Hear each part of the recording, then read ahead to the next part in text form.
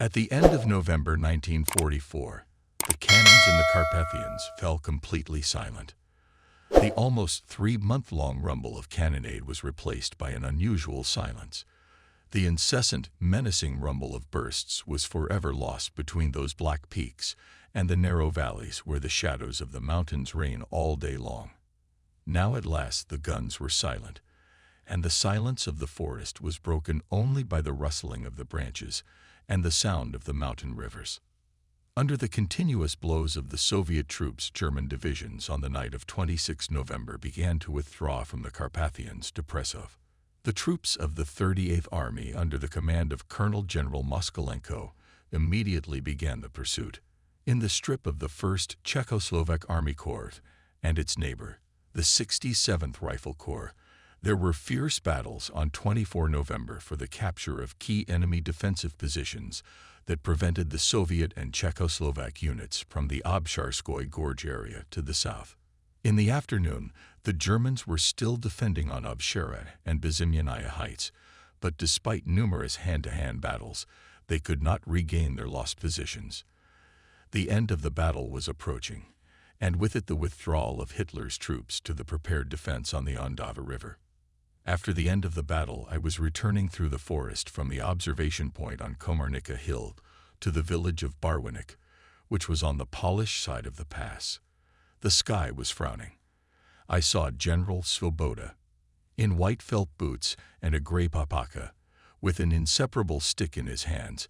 He was walking at the head of a group of officers to the car park on a beaten path along the slope of the Martinka Heights. On the way, the general turned round, waved his stick in the direction of Bezimyania, shook his head, and slightly audibly uttered 2 words: "A terrible mountain." In these 2 words sounded all the gravity of the past battle for the height. After mastering Bezimyania in the strip of the 1st Czechoslovak Corps, there was a temporary lull. The Soviet troops were completing operations to widen the breakthrough in the neighboring areas. There was an unusual silence in the area of the Duklinsky Pass. It even weighed on me, and I felt out of place. In the course of tense battles, the SEALs had already got used to the constant rumble and noise, and now, in the sea of unexpected silence, I waited every minute for explosions and gunfire. Nothing of the kind, however, occurred. The temporary lull after the battle gave me a chance to think about many things. I liked such moments. The battles for the pass had not passed without a trace for me. I tried to make sense of everything and understand everything. I was experiencing the pain of loss, then dreaming of a peaceful life. The time was approaching 22 o'clock. From low clouds sowed fine rain. In the area of the pass slowly crawled clouds of fog. At this time, the Nazis usually began a disturbing artillery bombardment of Barwinek and the neighborhood. The bursts shook the ground so strongly that the plaster and soot in the log houses crumbled. My orderly Pershchik from Volhynia seemed unable to be disturbed.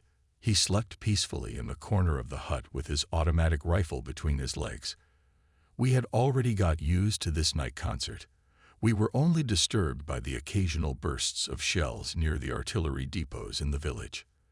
That night a remarkable story happened to me. In the faint light of a small candle, I was looking with tired eyes at small markings on the map and preparing orders for the forthcoming battle. My work was progressing slowly. Suddenly I felt that there was a stranger in the room. I did not hear him enter, but my instinct told me that someone was standing behind me, somewhere near the door. It was too risky to jump up from the table, and there was no point in jumping up, for I didn't have my gun on me at the moment, and it would be too late before Pierzhasek woke up and put his machine gun into action. The room, plunged into darkness, was lit by a small candle, so that only a limited space was visible. I was a little reassured by the guest's behavior. He seemed to me too hesitant and unconcerned. But why is he silent? Is he acting for certain and mentally evaluating his chosen victim? A chill ran down my spine. But there was nothing to do. There was nothing to do but wait. Every movement and careless word could cause an unexpected reaction. What would it take to pull the trigger? At last I couldn't stand it any longer and glanced quickly to where the invisible stranger was standing. At the same moment he hurriedly stepped forward, and in the faint candlelight I saw the outline of a stocky figure. "My men thank you for your artillery supports," said the man quietly. "I told them what you said before the attack, that they should trust the artillerymen, that they should follow the rampart, and then they would take the heights. They hesitated at first, but they obeyed the order, and it was exactly as you promised." In front of me, with a shot hand on the bandage, stood Captain Kunzel, commander of a special assault group, which yesterday took the Bezyaniany Hill and thus completed the Carpathian-Duklin battle in the strip of the 1st Czechoslovak Army Corps. The captain fell silent. His eyes glittered in the candlelight. I thought at that moment about those who gave their lives in that battle, and my joy was mixed with bitterness of sadness. From excitement I could not at once utter a word. We shook hands. I woke up my orderly Pekshishik, and the three of us celebrated the capture of the heights in a marching manner. The night meeting in the village hut in Barwinik has always remained in my memory. ******. In the early morning of 27 November, the road from the Duklinsky Pass southwards was already crowded with 3 rows of vehicles and columns of infantry. The vehicles and artillery of the units of the 38th Army and the 1st Czechoslovak Army Corps advanced slowly with frequent stops and stretched along this single road for a distance of up to 20 kilometers. The army troops pursued the enemy in the southern direction. One column through the Obsharska Gap was heading towards Krajna Poljana, the other through Ladomirova towards Svidnik and Bardiov.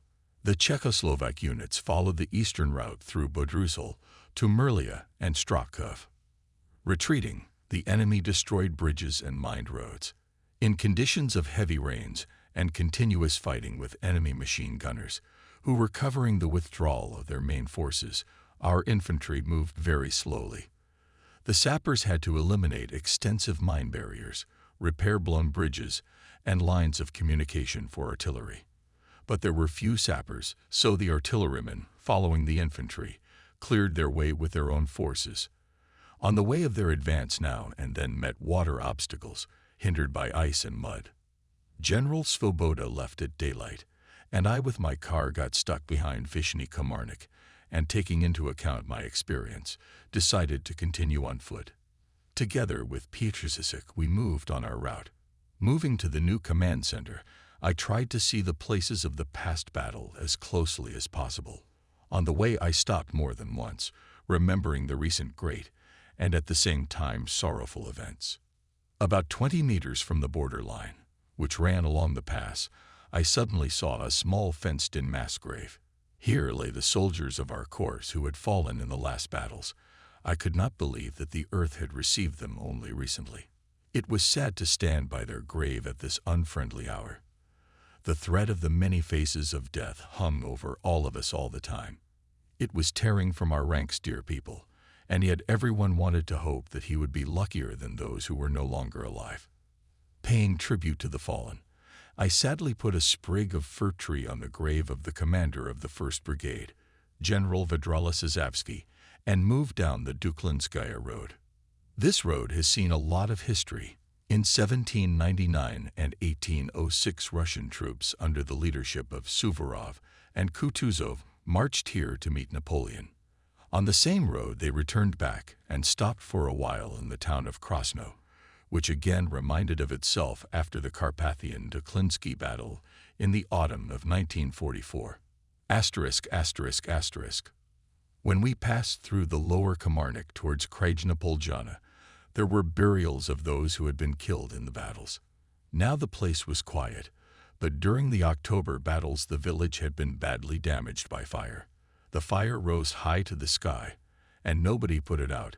Nobody saved property or complained about the misfortune. The acrid smoke drifted down the narrow valley for a long time, forming a persistent smoke screen. Every night the sentries of the warring parties dived into it and fought bloody duels among the ruins. More than once I wondered how these old picturesque wooden churches of the Svidnica region managed to survive. The church in Lower Komarnik, a beautiful monument of folk architecture, was in the thick of the battle for 2 months and was not damaged. I remembered how at dawn on the 21st of November, we stood with perilous under the saving vaults of the church, going to get to the Bizimyanaya hill where the battle was going on. Mount Abshar, that formidable peak, had also now fallen silent. True, even now its appearance was far from welcoming. We tried to turn away from it as soon as possible. Under Bizimyanaya, carefully crossing the hastily made crossing over the destroyed bridge, I headed from Krepa Polyana to the shell-shattered village of Bodruzol. The rumble of the recent fighting still rang in my ears, though the valley was now as quiet as if life had completely stopped. To the left stretched the summit of Bizimyanaya into the sky. When I looked at it from this recently German side, frost ran down my skin.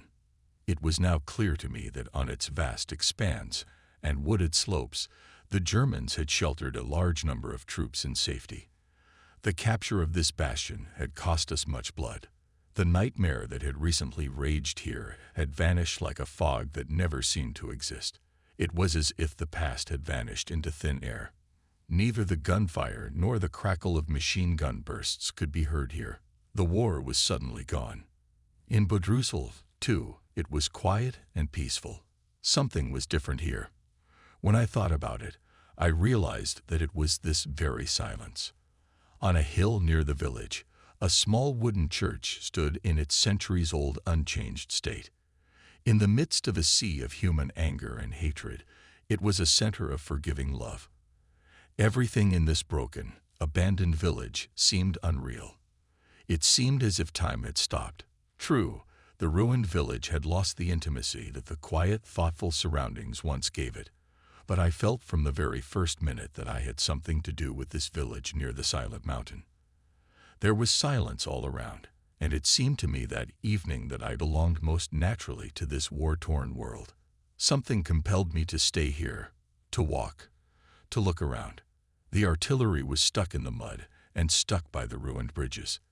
The guns were silent, so it was possible to stop. From the steep height of Hertzevada, low thick clouds descended. The cold stank, and from Bizimyanaya, the wind carried the odors of the recent battle. Petrzichik and I took shelter in a dilapidated hut, the only one in the village more or less suitable for sleeping. The roof had been blown off by a shell. There was a draught through the broken windows, and the window frames flapped in the wind. Once inside, I looked around in the darkness. On the wall, skewed, hung an icon of the Virgin Mary with broken glass. German hand grenades were lying in the corner. On the table stood a miraculously survived flower pot, with withered leaves sticking out of it. Looking out of the window, I saw the deserted garden in the evening twilight. On the Yaruka side, a noisy stream with clear water flowed through the garden. The brook smelled sweetish odor of leaves. Towards nightfall, Soviet soldiers, liaison officers wandered into the same hut to spend the night. They made a bed for us. As I fell asleep, I heard the babbling brook for a long time. A man can hear a lot if he manages to lurk. Then one of the soldiers gave a muffled cry and woke up.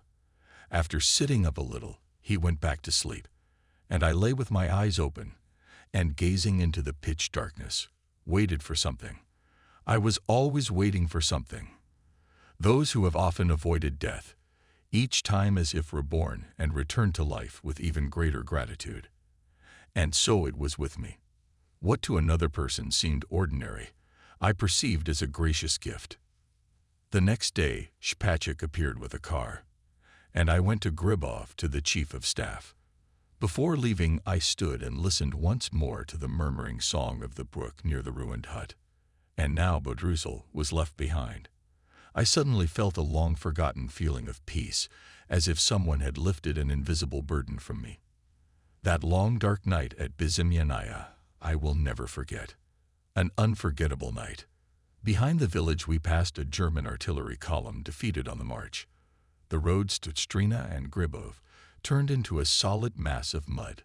Neither in Murolsk nor in Strina did we meet a single living soul. The deserted blue-colored houses were sad to look at. After all, without children, without children's laughter, a village ceases to be alive. At night in Gribov, a surprise awaited me. The chief of staff gave me an order to go immediately to Wisława to General Svoboda. In the morning, an offensive was planned, and our artillery had not yet taken up firing positions, and apparently would not take them by morning. The situation was very serious. I, too, was in a difficult situation, for I had to set off at once and walk 10 kilometers through the swampy terrain in the dark, rainy night, without roads, without a bustle, and with the barely visible beam of an electric torch. It was raining incessantly. I went out of the barracks to look at the weather and immediately got my boots stuck in the mud. And such a road ahead. A whole 10 kilometers. It would have been possible to get through on horseback, but there were no horses in Gribov. They were all at the general's headquarters in Wisław. What will I use to light the road? I asked the chief of staff, switching on the battery light that was going out. I had only candles, and you can't light them in the rain, he answered me. He drew my attention to the fact that there were minefields along the road, and that one of them, somewhere between Gribov and Olszawka, had not been demined yet. Realizing the risk I was taking, the chief staff allocated a soldier Marco with a machine gun to accompany me. He was a pale, thin, and, as it turned out, timid student from Košice who had volunteered for the Czechoslovak army. About 3 o'clock in the morning, Marco and I set off. We were immediately engulfed by pitch darkness. I kept checking the route with the map by the light of a torch and rather intuitively determined where to go next. The map was quickly worn to shreds, and we were soon soaked to the skin.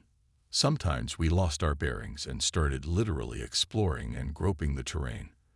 The more tired I got, the more my imagination played out. A pole with a plank in the middle of a field seemed to me to be a signpost for the road. Eventually, we lost the road. Marco started muttering something about mines, which pissed me off.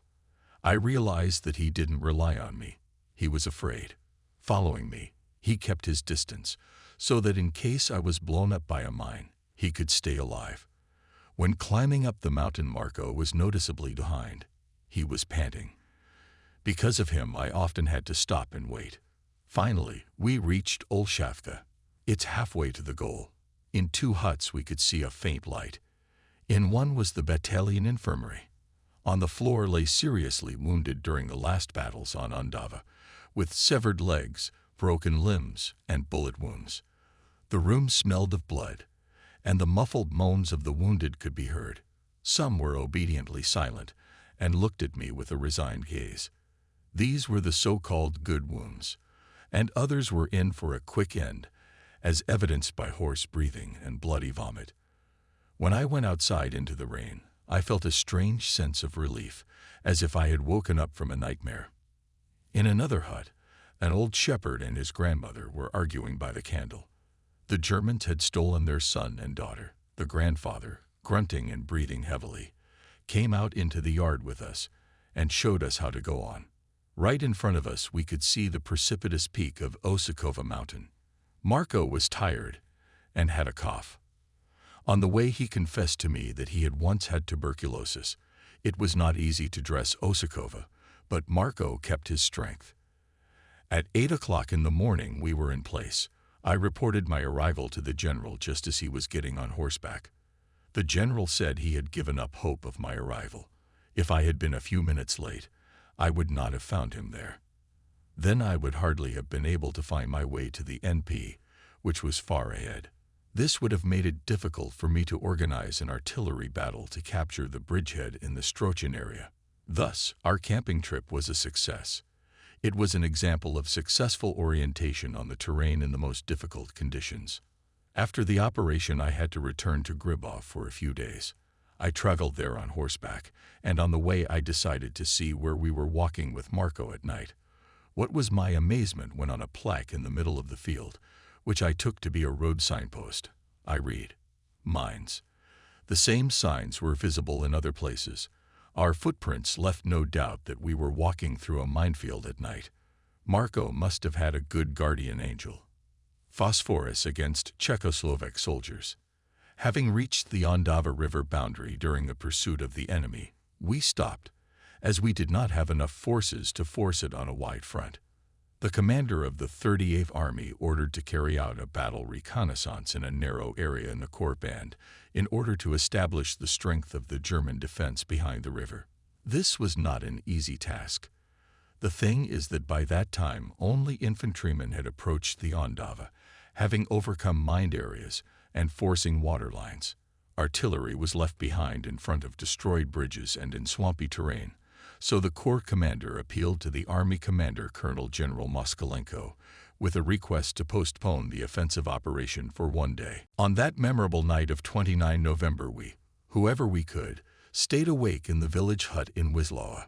General Svoboda and Klopolek dozed off, first sitting up and then lying down for a while on a bed of straw.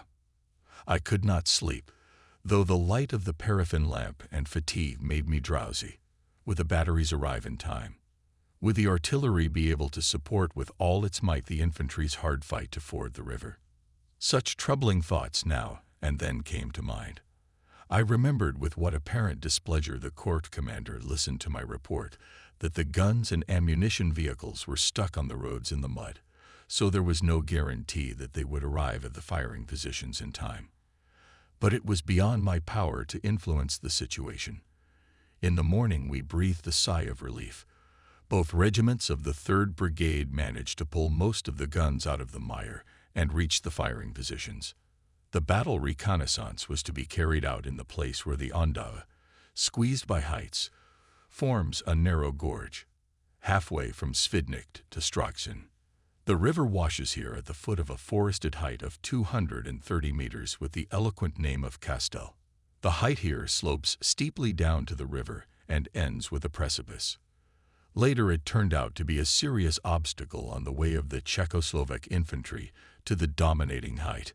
According to the plan, the capture of the summit would have created a favorable bridgehead to build on the success. General Svoboda hurried the commanders to take all measures to speed up preparations for the attack. This haste, to tell the truth, we did not like, especially since all the facts indicated the need to postpone the attack for one day. The general apparently had his own reasons for disagreeing with this. In the end, it turned out that the attack scheduled for the morning was postponed because of impassable roads. It was not until about 5 p.m. that the 2nd and 4th battalions went forward. This was certainly too late for the artillerymen to be able to effectively assist the infantrymen. The infantry were to run down from the heights to the river, cross it, ford it, and attack the wooded heights of Kastel. We were close to this place at the NP and watched the progress of the attack. Everything was going very well. Our artillerymen were firing accurately. The infantry ran to the river, as in the exercise, and forded it. The German artillery was silent.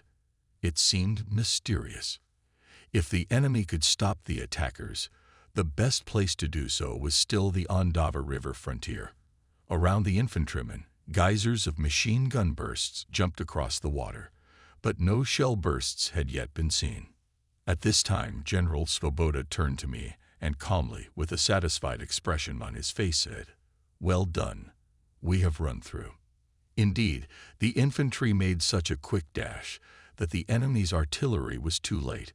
When it opened barrage fire, ours were already over the river and fought in the woods. German shells were thickly raining down where the infantrymen were no longer there. The offensive of 29 November 1944 went down in the history of the 1st Czechoslovak Army Corps as the battle in which the Germans for the first time used shells with phosphorus charges against us. Burning, snorting white fire phosphorus rose high to the sky, illuminating everything around like Bengal fire. The ground was burning. It was frightening to think what would have happened to the infantrymen if they had been caught in the midst of this illumination. They would have been burned alive. Only a part of our infantry managed to penetrate into the forest. There it was stopped by artillery fire and counterattacks of the enemy. It was impossible to get to the top. It was hard to look at some of our exhausted soldiers who could no longer climb the steep slopes of Kastel. Lieutenant Zenzel, commander of the 4th Battery of the 3rd Artillery Regiment of 120 mm mortars, was advancing to the top together with the commander of the battalion of machine gunners. The lieutenant told me later what a scorcher the machine gunners were in when the Germans started firing phosphorus shells at them. The fight continued until darkness. Flashes of shots showed where the fire was coming from, and also where the hand-to-hand fight was breaking out. Lieutenants Svitek and Sterik fought especially bravely. These young officers, only recently graduated from the Soviet school, died a death of bravery in this battle. At night, the infantry moved back behind the river. The court commander ordered to stop further attacks. Attempts to force the Andava and break through the enemy defense line on the western bank of the river did not yield any results on other parts of the 38th Army front. The army troops, as well as the Czechoslovak Army Corps, were badly exhausted after 3 months of fighting in the harsh conditions of the Carpathians and inclement weather. So until half of January they were on the defensive along the Andava. Mines, mines, mines. On the 2nd of December 1944, I found myself in the village of Hacha near Stratkov. The village was completely burnt out. From wooden houses, only cookers were left. Smoky chimneys protruded lonely against the sky. Old women in woolen shawls, powerless in their grief, stood silently in motionless poses near the fires.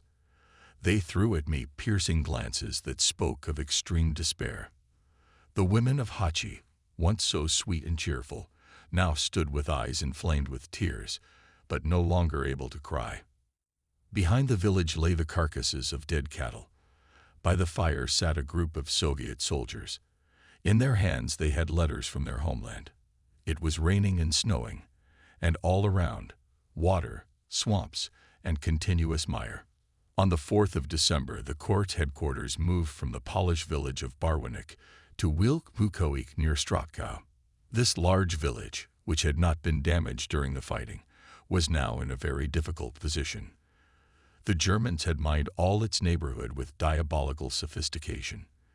In this village alone, the sappers disarmed up to 5,000 mines immediately after the entry.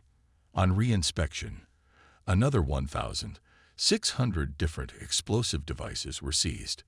It seemed that there would be no end to it. Every now and then explosions were heard, and each such case ended tragically.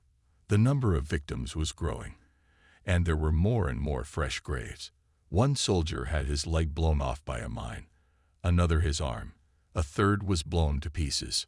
I remember one soldier went to the barn to get hay. I shouted to him to be careful, but he waved it away. A second later there was an explosion and screams. The soldier's arm was torn off and his eyes were blown out. In the garden under the school windows, 3 unexploded bombs were sticking out of the ground. It was not pleasant to look at them. Near them, school notebooks were lying in a puddle. I picked up Marishka Venchishina's notebook and flipped through the pages. God knows what fate had befallen this 8-year-old girl. The smooth handwriting, as if opened before me a trembling child's heart, and at least for a minute made me forget about the war, about the bombs sticking out of the ground. Hitlerites often mined also are killed or wounded, who temporarily found themselves on the territory occupied by the enemy, or where his reconnaissance groups penetrated. As a result, sensitive losses were incurred by medical soldiers when they rendered first aid and funeral teams when evacuating the fallen from the battlefield. Snowfall posed a particular danger. The Nazis mined the area around the front line, usually at night. They had no need to bury the mines. It was enough just to stick them in a snowdrift, and the snowfall did the rest. The snow that fell on Andava proved fatal for Captain Nosik and the 3 Soviet officers he accompanied on a trip along the front line. No one knows which of them was the first to step into the minefield covered with freshly fallen snow. However, when the other officers rushed to the aid of the first wounded man, they all blew themselves up too. The Nazis carried out the mines with all sorts of tricks. Some anti-tank mines exploded only after being hit repeatedly, and many of them were connected with artillery shells. The enemy also left various insidious traps in houses. Mines turned up in beds, in cookers, under windows, in wood sheds, in haylofts, in polished boots, in lavatories, under stairs, behind doors, etc. None of us could feel safe. We lived like a powder keg. On the Andava River.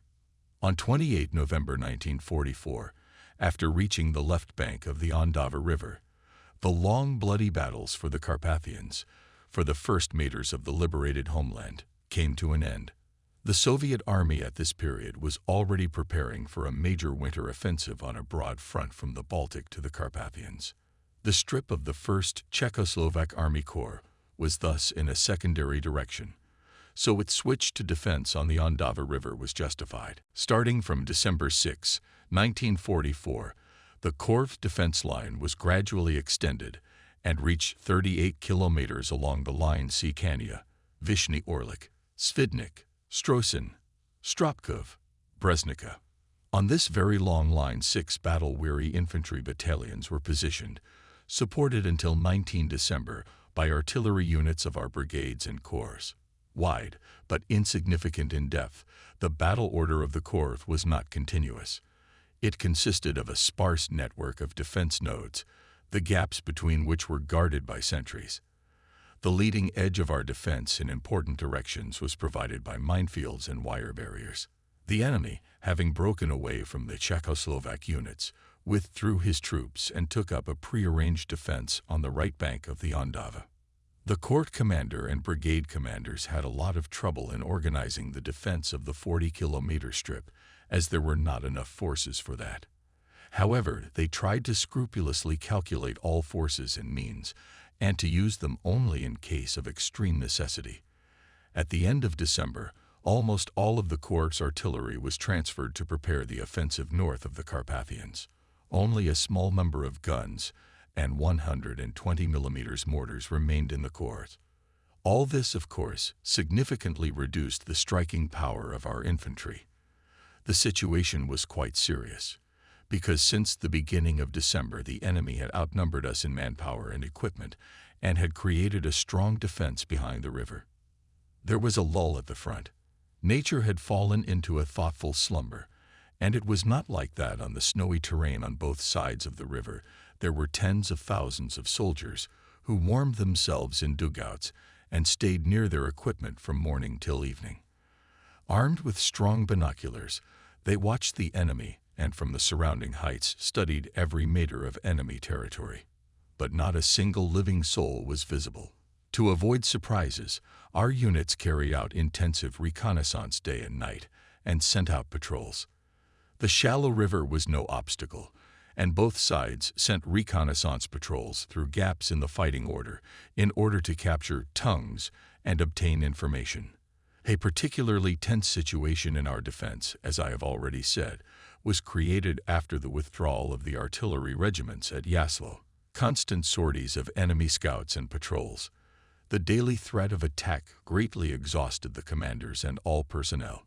In these conditions, excellent camouflage and secrecy played an important role, for any neglect of the enemy had to pay the price. I remember a case near Stropkov. During reconnaissance, we carelessly gave ourselves away while moving from one height to another. The ground around us was suddenly shaking. Trees were falling, broken branches were flying in the air. We were hit by an avalanche of deafening rumbles of bursts. We lay down, and the enemy's fire intensified. Artillery shells began to burst, located somewhere far behind the front line.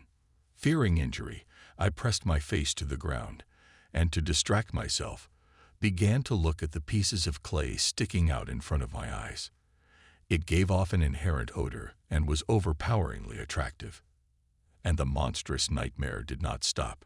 When I lifted my head for a second, I saw hunched figures running across the field rumbling with ruptures. It seemed surprising that the scouts had not lost their bearings, for in this light martyrdom they had kept to the direction to the back slopes of the heights. There was salvation there.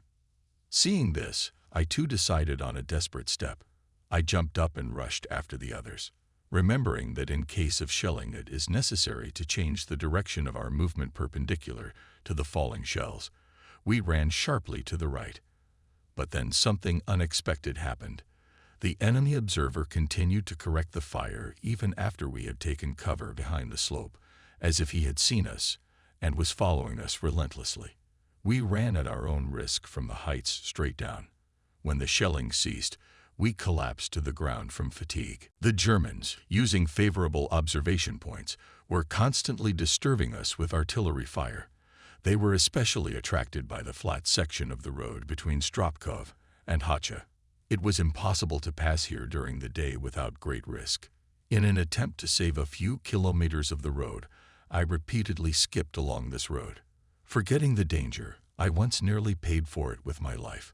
The enemy observer was waiting for such daredevils, and as soon as one of them appeared on a flat 2-kilometer stretch of road, he found himself in the pincers of fire.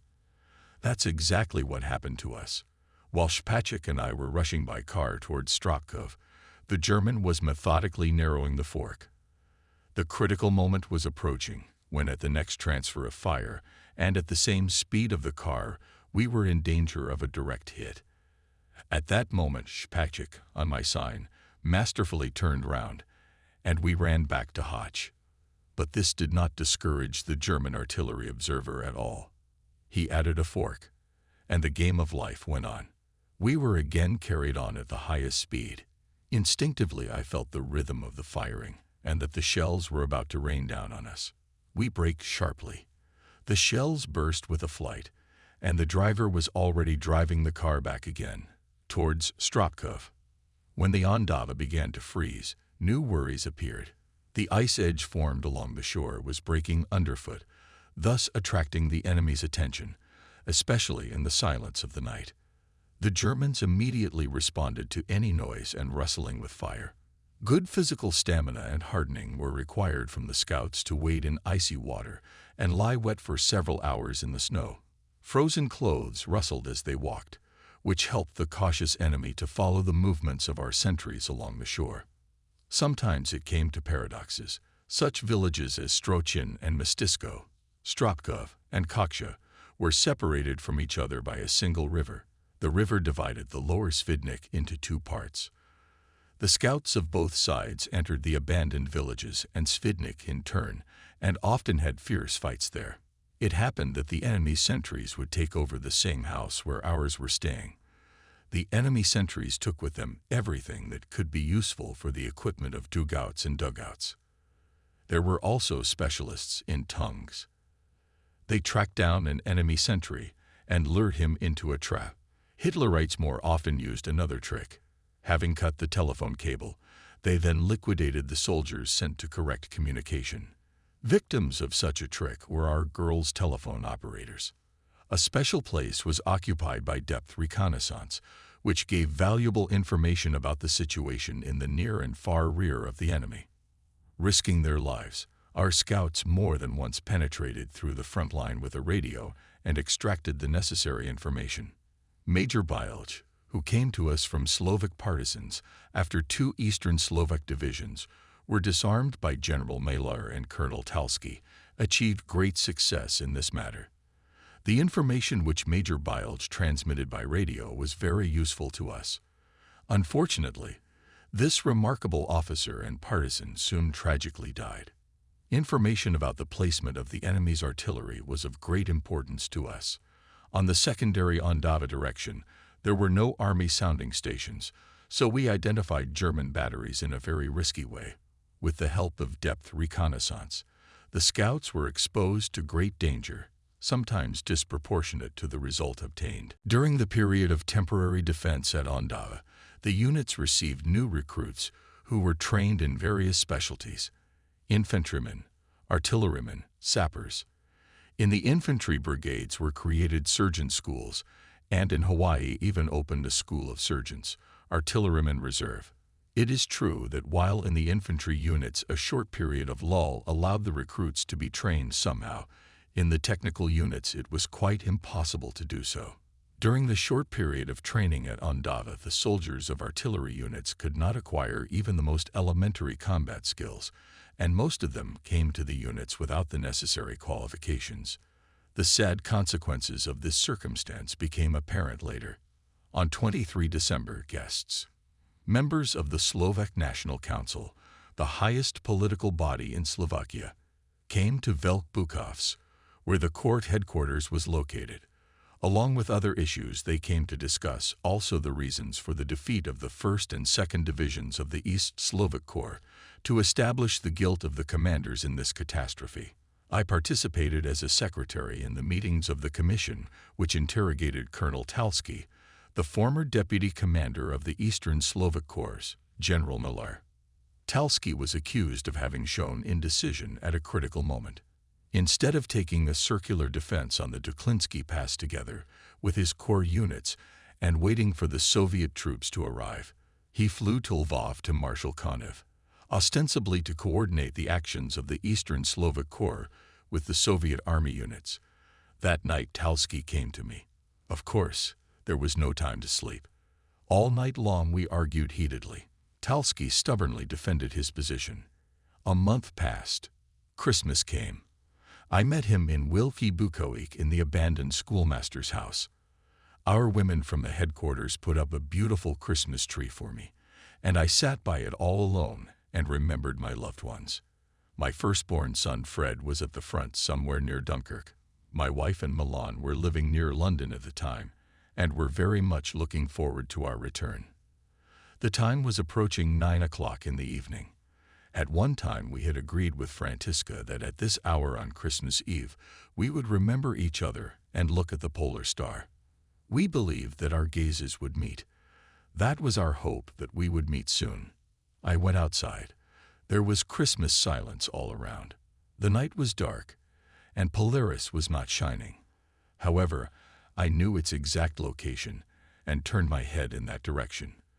With a sense of excitement, I thought of the meeting of our gazes in infinity and of our soon meeting in the new world. On the eve of the breakthrough at Jaslo, at the end of December 1944, preparations were underway for one of the biggest battles of the past war. By this time, the Soviet-German front had established itself along the line north of Tilsit, Lomza, east of Warsaw, the Wisła River, and the Vistula River. Warsaw, Vistula River, Sandomir, Jaslo, Duklinsky Pass, Andava River, Kosice, Lucenic, and further south through Hungary to the border of Yugoslavia. The main goal of the forthcoming offensive operations was to break the German defense as a result of the efforts of the 5 fronts between the Baltic and the Carpathians, and having made a decisive throw, to enter the territory of Germany. It was to defeat Hitler's troops in East Prussia and Poland, to clear Poland of German occupants, and to create conditions for the capture of Berlin and the end of the war. At the same time, the Soviet troops were preparing for the offensive in the Western Carpathians. The troops of the First Ukrainian Front under the command of Marshal Konev were on the important strategic direction leading from the Sandomir bridgehead to Radom and Breslau. This included the direction of Jaslo, Gorlice, Nowy Sącz, where the 38th Army under the command of Colonel General Moskalenko, hero of the Soviet Union, was advancing. Operating on the left wing of the front along the northern foothills of the Carpathians, this army was to ensure the rapid advance of the main group of troops of the First Ukrainian Front in the direction of the main strike. The Soviet Army Command had concentrated a huge mass of troops and military equipment between the Carpathians and the Baltic. A total of 21 general army, 5 tank armies, 9 tank, 2 mechanized, and 3 cavalry corps opposed the large grouping of the enemy here. As a result of such concentration of forces and means on the main strike directions of a number of fronts, the Soviet army achieved a significant superiority over the enemy both in the number of infantry, artillery, and tanks. 2 powerful offensive operations, East Prussian and Vistula Oder, were scheduled to begin on 20 January 1945. In reality, however, they began earlier than planned. This was done at the request of the Western powers. In mid-December, Anglo-American troops in the Ardennes were defeated by a counterattack of the Nazi Wehrmacht. They were threatened with encirclement and annihilation. On 6 January, Churchill and Roosevelt asked to accelerate preparations and begin early winter offensives of Soviet troops. On January 7, 1945, Stalin sent a reply letter, which, in particular, reported that the Soviet Supreme High Command, taking into account the situation of the Allies at an increased pace and not considering the weather is preparing a broad offensive against the Germans along the entire central front, no later than the second half of January, although the weather is not favorable to this offensive. To fulfill the new task assigned to the 38th Army, to break through the strong German defense and to advance in the direction of Jaslo, Gorlice, Nowy-Sącz, without allowing large losses in manpower, it was necessary to destroy all pockets of resistance, destroy trenches, shelters, positions of guns and tanks buried in the ground, and all other pre-prepared defensive structures of the enemy, as well as to destroy his manpower. All this required the concentration of the maximum number of artillery barrels, pulling them from other parts of the front. At dawn on 12 January 1945, the troops of the 1st Ukrainian Front, located on the left bank of the Vistula River near Sandomir, by order of the Soviet Supreme Command, took the offensive. The 38th Army, which was part of the front, continued to remain in place. On 15 January, its troops also began the offensive. The Czechoslovak artillerymen and tankers of the 38th Army also fulfilled their task with honor. The small Polish town of Jaslo, located in the northern foothills of the Carpathian Mountains, took a prominent place among the many glorious battlefields where Czechoslovaks fought during the Second World War. In the area of this town, on 15 January 1945, the artillerymen of the 1st Czechoslovak Army Corps took part in the beginning of the grandiose winter offensive of the Soviet troops. Having lost its remaining tanks in the battles for the Dukla Pass on 30 September, the 1st Czechoslovak Tank Brigade was replenished with new equipment, and the first 8 tanks took part in the breakthrough at Jaslo. Abandoned infantrymen. A frowning quiet morning of 18 December 1944 at Andava. All around, complete calmness. The Corps' headquarters in Wielki Bukowiec showed no signs of active preparation for anything. Suddenly, as if out of the blue, from the 38th Army headquarters came an urgent SEFER ordering to redeploy all 5 artillery regiments of the Corps to the area west of Krosno from 19 to 22 December. The purpose and tasks of the redeployment were kept in strict secrecy. Only the representatives of the Corps command knew about them. At first, this order seemed incredible to the Corps commander and his assistants. It simply shocked them. How could it be imagined that the infantry defended on Andava completely alone, without artillery? Is it even possible to allow such a risk? But there was nothing to be done. The order came from the Army headquarters and was not subject to discussion. It should be recalled that the Corps suffered significant losses during almost 3 months of very heavy fighting in the Carpathians and was unable to conduct active combat operations. The exception was the artillery. It had retained its entire striking force and was therefore the backbone of the Andava defense. And now this artillery was to be moved far to the north of the Carpathians. Thus the Corps units, deprived of the support of our powerful artillery, were at great risk. The only hope was that the artillerymen would be able to conceal their withdrawal from the enemy and skillfully misinform him of the true situation. The key to the success of this daring maneuver was in the hands of the artillerymen themselves. If the Nazis succeeded in establishing the fact of the artillery withdrawal, there was a real threat. A superior enemy would seize the favorable opportunity, break through the weak defenses of the 1st and 3rd Brigades, encircle, and destroy our units. On the one hand, the situation demanded to carefully disguise the withdrawal of the batteries, and on the other hand, by means of well-thought-out and systematically conducted disinformation measures to create an impression of strengthened defense at Andava. The Corps sapper units set up models of tanks and guns, deliberately poorly camouflaging them. Fires were lit in the forests. Stoves were heated in the houses at dawn. Sawdust and rafts made of bridge logs were floated down the Hachenka River. At night, cars were driven towards the front with their headlights switched on or half-dimmed.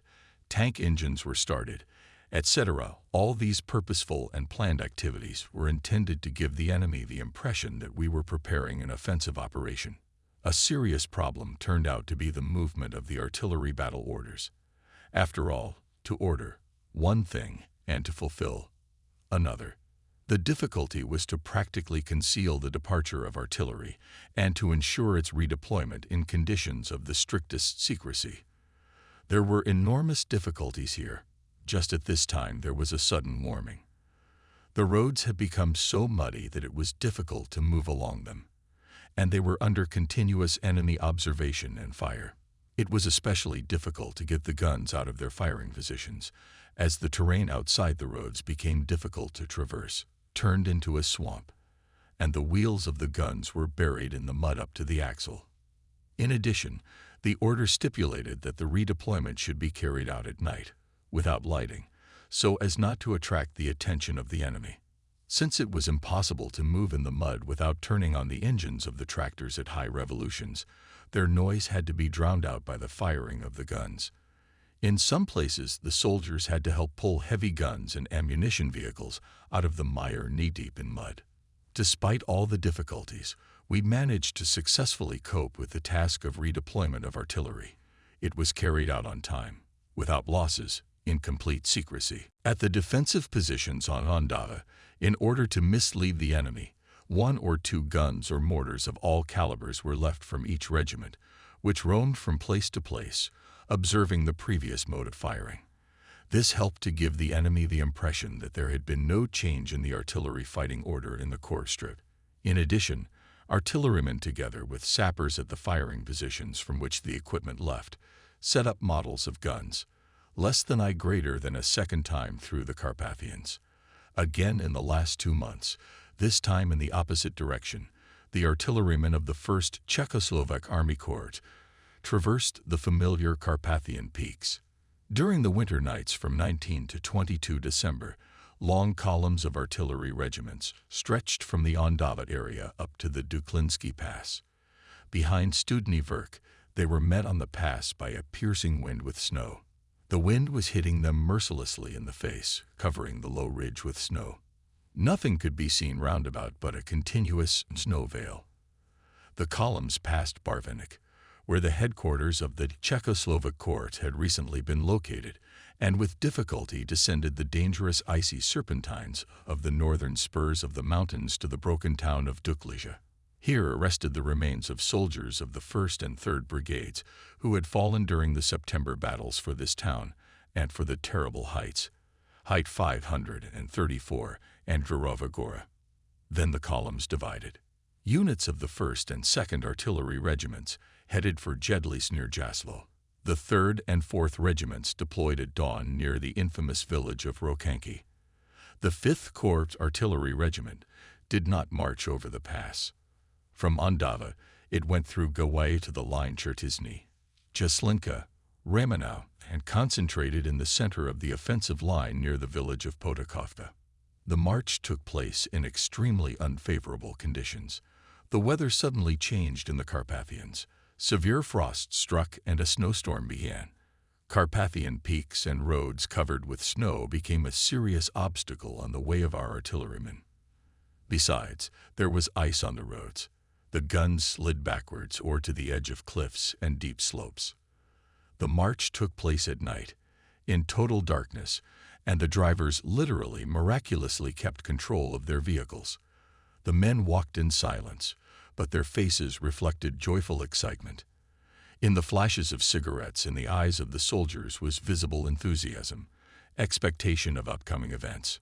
Private soldiers believed that the front would soon move westwards, and they too would be closer to their native places. If we talk about the operation at Jaslo, there is still no proper assessment of the fact that the change of combat orders of our artillery at Andava on 19 to 22 December 1944 and the march of regiments across the Carpathians were carried out in due time, with full secrecy and without losses, although this operation was carried out in unimaginably difficult conditions. If we take into account that for 25 days the Corps remained at Andava without artillery, and despite this, the enemy did not undertake any offensive action during this period, we should objectively assess the moral and professional level of the command staff and the degree of training achieved by the personnel of the artillery units of the Corps. It is difficult to imagine what would have happened if the enemy had become aware of the withdrawal of the artillery from Andava. In that case, an operational defeat would have been threatened. 5 of our artillery regiments would have had to hurriedly return from Kroino to Andava to support the infantry's heavy fight, and this would have weakened the grouping of troops in the main direction of the offensive at Jaslo. This, however, did not happen. The systematically implemented measures made it possible for a long time to mislead the enemy and create the impression that preparations for an offensive were underway at the Corps' defensive lines at Andava. The safety of the Corps during the days of December and January depended on the artillerymen and sappers, who were masterfully able to conceal the change of battle orders and mislead the enemy. Less than greater than preparation for the battle. On the first night after the arrival of our artillery regiments in the designated areas southeast of Jaslo, from each battery were sent guns and mortars to selected firing positions for shooting. Engineering equipment of the terrain began. It was freezing and a strong north wind was blowing. The ground was covered with a thin layer of snow and had time to freeze to some depth. Without respite, in the darkness, observing complete silence and secrecy, reinforced calculations of the main guns and mortars worked hard to create firing positions and observation points. The soldiers' uniforms were steaming. Free from work, personnel at this time rested in the nearby forests in unheated dugouts. A strict regime of secrecy was observed. In order to avoid demasking of the forthcoming operation, any movement during the day was forbidden under threat of court-martial. By 24 December 1944, all sapper work was largely completed, and on 25 December began to equip the communication system. Immediately after taking up battle orders, the artillerymen began target reconnaissance and preparation for firing. While the personnel worked on the terrain, commanders and staffs worked out the documentation of the artillery offensive. The depth reconnaissance worked with remarkable clarity. Higher Soviet headquarters fully informed us about the presence of weapons, equipment, and enemy disposition. In the next 2 days, the firing of individual guns and mortars covertly verified the initial fire data. A special place in the Battle of Jaslo was occupied by geodetic and topographical preparation of firing. In none of the Red Army operations in which the artillery of our corps has had to take part so far, there was no such preparation. Even in the Carpathian Duklinskaya operation, because of the lack of time and ignorance of the enemy, the artillery offensive could not be prepared with the maximum exclusion of subjective moments. Conversely, the preparatory period at Jaslo lasted several weeks, which made it possible to use purely technical methods in the order and planning of fire. The necessary raw data for firing were derived in the most accurate numerical terms from geodetic data and a dense network of trigonometric points. Success depended on the precise work of the artillery unit's computation teams. Day and night, the calculators determined the raw data for firing on individual targets. After the battle, it was found that the targets allocated to our batteries were completely destroyed by accurate firing. It is a little-known fact that on the eve of the offensive, the Czechoslovak officers undertook to destroy the targets allocated to them. After the battle was over, commissions directly on the battlefield checked how each unit had fulfilled its assigned task, how effectively it had fired at enemy targets. The results achieved in the Battle of Jaslo show that we can be proud of our artillery. In the direction of the main strike, the actual density of artillery along the front line reached from 210 to 250 barrels per kilometer. Only at Stalingrad, as well as in the Kiev and Berlin operations, was the artillery density higher. What it means to concentrate 250 barrels per 1 kilometer of the front, I saw the next day after the occupation of the fighting order of the artillery group of the 38th Army. The battery was 100 meters away from the battery in front and in depth. The battery was firing in the gaps between the guns in front, and this carried a safety hazard for the calculations. Never before had we seen such a concentration of artillery. A total of 1,443 guns and 120 mm mortars were concentrated in the breakthrough area, but nothing outwardly gave away such a large number of military equipment, as the whole area was skillfully camouflaged by the snow cover. In this mass of guns and mortars, our 5 artillery regiments seemed simply lost, But the example of Jaslo showed that the support of 5 artillery regiments contributed greatly to the success of a major battle. In short, our help in artillery support of the offensive was substantial. The 148 guns and mortars of your regiments accounted for about 10% of the total number of guns drawn to the breakthrough area. This meant that every minute 148 Czechoslovak barrels were firing up to 600 shells and mines at enemy targets. This certainly meant something. The meteorological service was also involved in refining the data for firing. In the last 24 hours, incoming weather reports were regularly taken into account when adjusting the initial data received earlier. As it turned out later, the force of the strike shocked the enemy. 2 infantry divisions and 1 grenadier regiment of the enemy were defending on almost treeless and advantageous for defense heights east of the Wisloka River near Jaslo. On the eve of the offensive, there was a relative calm on the front. The enemy showed insignificant activity, opening in one place and in another dense artillery fire on our communications, detected firing positions, NPs, and supposed concentrations of infantry and tanks. Hitlerites systematically carried out clearing of the defense area, burned and blew up houses in villages, and in Jaslo itself. Before the battles, the Germans razed to the ground almost 97% of the town's housing stock, apparently expecting that the ruins would become a serious obstacle for the advancing troops. Thus, it was to strike a blow at the strong, deeply echeloned, and strengthened for 4 months of German defense. Troops of the 38th Army occupied in this area of the defensive strip of up to 35 kilometers. However, the main blow was planned to strike on a narrow section of the front 8 kilometers wide. It was here that Colonel General Moskalenko decided to concentrate his main forces, especially the entire mass of artillery, pulled here from other parts of the front. Now it was a matter of setting tasks and their fulfillment. The commanders of the Soviet divisions and corps believed in the combat training and skill of the artillerymen. This was evidenced by the volume of tasks assigned to us, and there were many of them, and very important, because the success of the battle depended on their fulfillment. Tense preparation for their systematic, precise fulfillment required from each commander and staff worker the maximum of mental and physical strength during all 3 weeks of the preparatory period. And life went forward. Every night was filled with preparation for battle. At night, there were works, calculations were carried out, and during the day traveled on the ground to conduct reconnaissance and clarify the details of the upcoming battle. I remember at the end of December, I had to visit the mortarmen of the 3rd Artillery Regiment.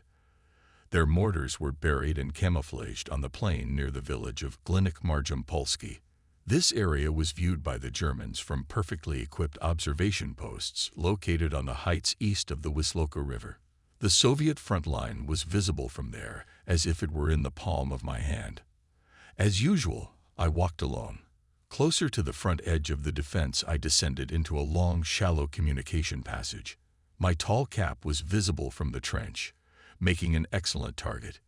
But who, pray tell, would want to walk hunched so far down a trench when the front is silent? I could not go unnoticed by the enemy observers, but to my surprise, not a single shot was fired. After the meeting was over, I visited the batteries, talked to the young soldiers, and went on my way back. The lull at the front bewitched me, so I climbed out of the trench and walked directly across the snow-covered field to the village of Potakovka.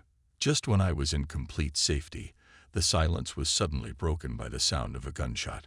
A lone shot at the front seems strange, even embarrassing, as if it belongs only in the noise of the cannonade. A few seconds later, a shell whistled through the air and exploded in the field 200 meters away from me. It's nothing, I thought. One shell doesn't make a difference, and calmly continued on my way. A minute later, another shell burst, at the same distance from me, only on the opposite side. This time, the burst followed immediately after the shot. I became alert. It became clear to me that the Krot had caught sight of me and was planning to take me in a fork just for fun. The enemy observer was watching me quite closely. This worried me, but nevertheless I continued to advance. I doubt if that scoundrel will waste shells on a single man in the middle of a field. I pondered, but the German thought otherwise. The third shell rustled over me and burst very close to me. I had time to throw myself on the ground, and very opportunely. Shell fragments whistled around me, some of them embedded in the snow nearby. That fool was a good shot.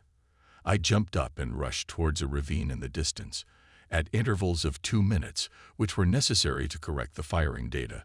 The German tried again and again to hit me with a shell, and each time, at the familiar rustle of a shell, I plowed my nose into the snow, then jumped up and ran as fast as I could out of the firing zone.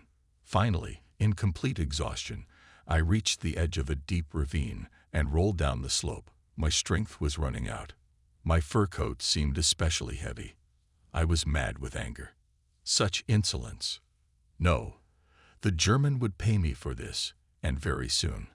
I was lucky, because at the bottom of the ravine I found the telephone exchange of the 5th Artillery Regiment, and the deed was done. The regimental commander, on my order, opened fire on the enemy telephone exchange with amazing speed, and soon blew it to pieces with heavy shells. We knew the location of the enemy position. In the list of targets it was number 56. However, I had been reckless. We had destroyed an important target ahead of time, which should have remained secret until X hour. But I was avenged. Asterisk, asterisk, asterisk. The end of 1944 was approaching. It was a year of gigantic bloody battles, a year of major victories for the Soviet Army and crushing defeats for the Wehrmacht on the Eastern Front. 1944 ended the same way as any year ends, with a New Year's holiday. We met it at the front near Jaslo, in a dance hall in Krasno. The evening passed cheerfully, with enthusiasm. And why not? We were to go into battle. No one doubted it would be a victorious one. Only one thing remained a mystery: what would happen to each of us in this battle?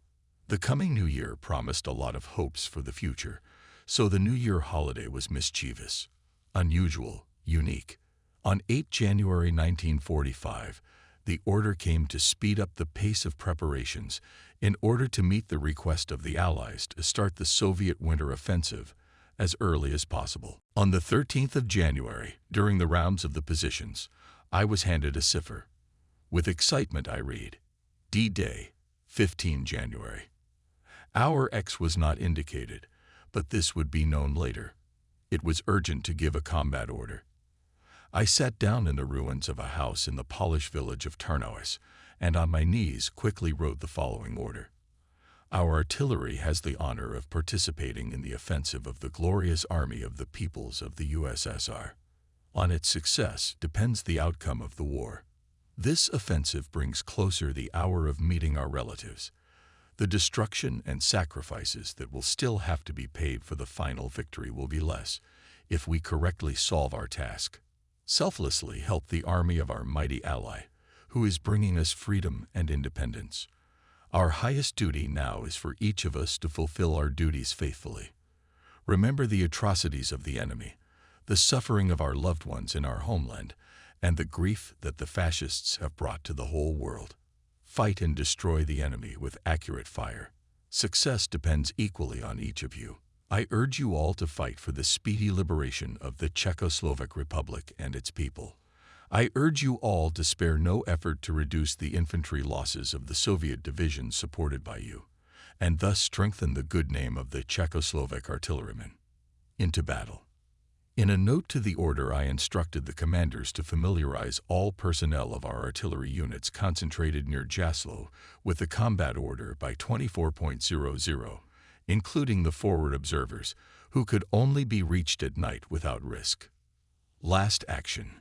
Shortly after midnight on 15 January 1945 came the order to begin the offensive. It stated, 1. Artillery preparation in accordance with the original plan begins at 8.45 on 15.1/1945. 2. Infantry attack at 9.50 15.1/1945. Early in the morning I left Krasno for the NP near Jaslo, located at marker 341.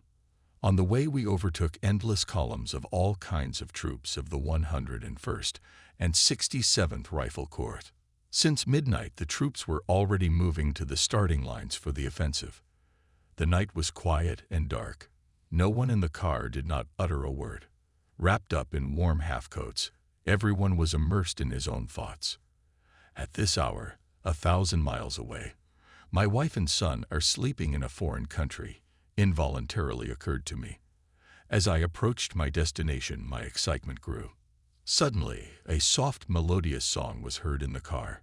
Someone in a lyrical tenor sang a tender Soviet song about the front spring. The song carried over the columns of infantry and steel equipment. Nightingales, nightingales, don't disturb the soldiers. Let the soldiers get some sleep. Then the tenor fell silent.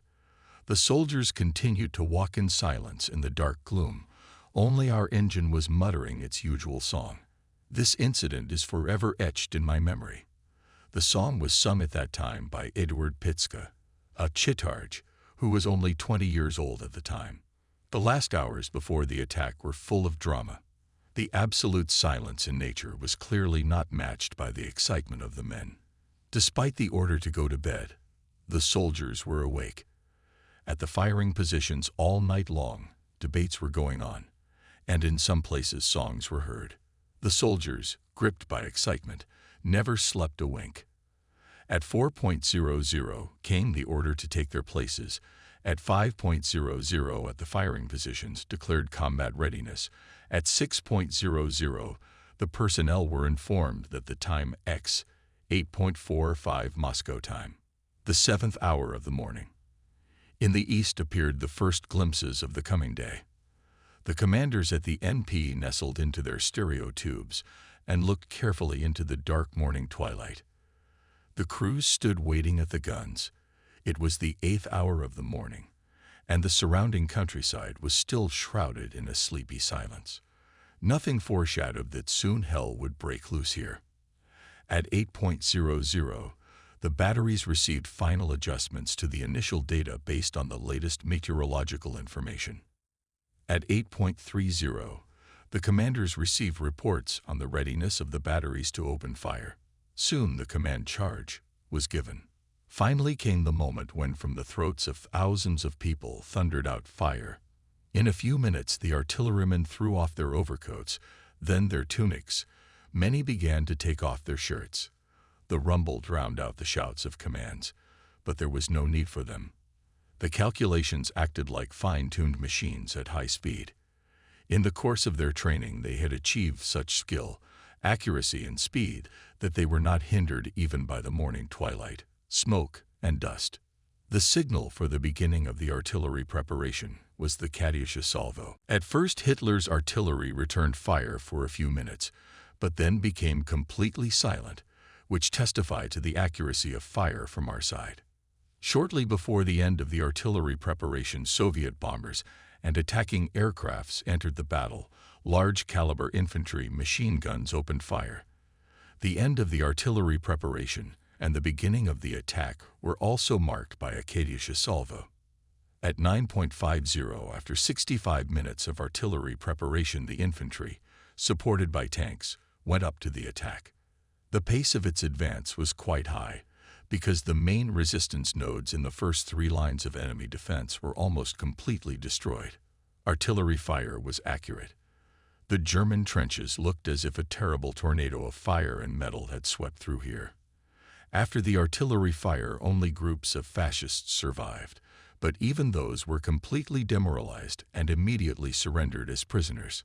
Powerful artillery offensive, rapid advance of Soviet infantry and tanks with continuous and effective support of Soviet and Czechoslovakian artillerymen did not allow the enemy to strengthen in time and in an organized manner the second line of defense along the left bank of the Vistula River.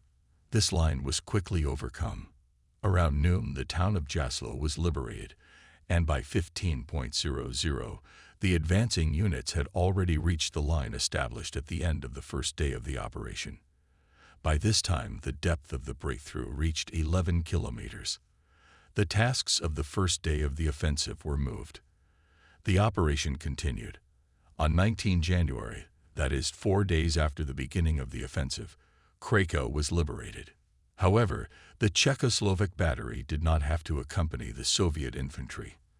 After breaking through the main enemy defense line, a new task awaited them: to return immediately to Andava to support the troops of the 1st Guards Army of the 4th Ukrainian Front in the forthcoming offensive. The commanders of the Soviet divisions parted with regret with our artillerymen. Thus, the commander of the 70th Guards Division, General Gusev, said at parting, "Your cooperation with us is over. Give all your artillerymen my thanks and best wishes. They fought bravely. I will endeavor to have their merits noted in the order of the Supreme Commander-in-Chief Marshal Stalin." The words of fervent gratitude for the excellent cooperation were expressed to the artillerymen after the end of the operation by the commander of the 38th Army, Colonel General Moskalenko.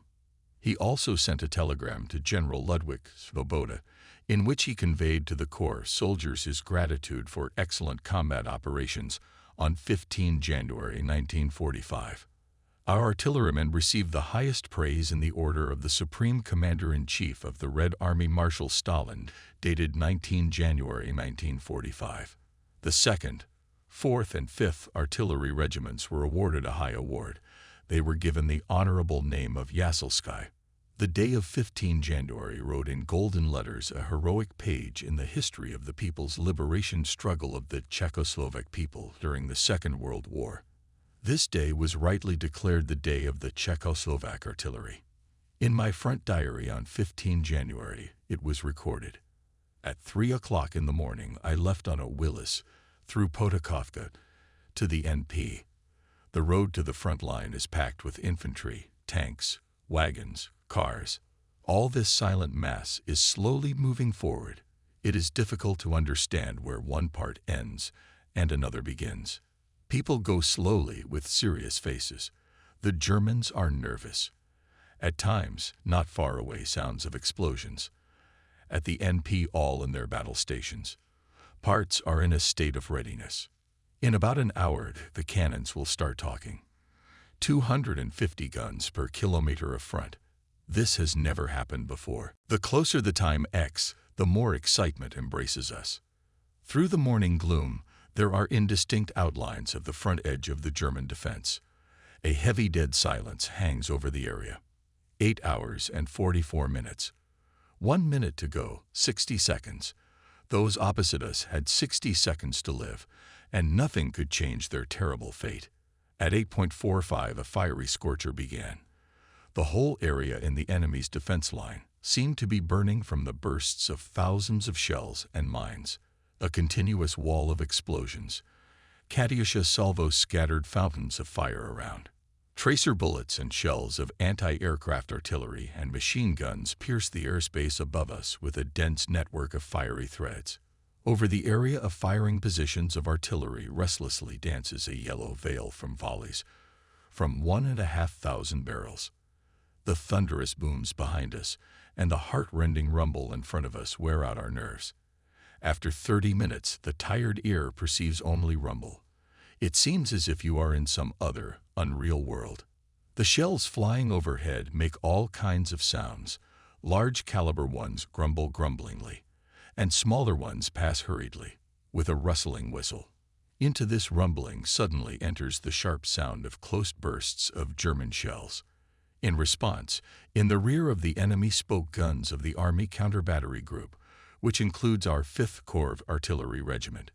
The fire of the group destroys enemy batteries, command posts, communication centers, ammunition depots, suitable reserves.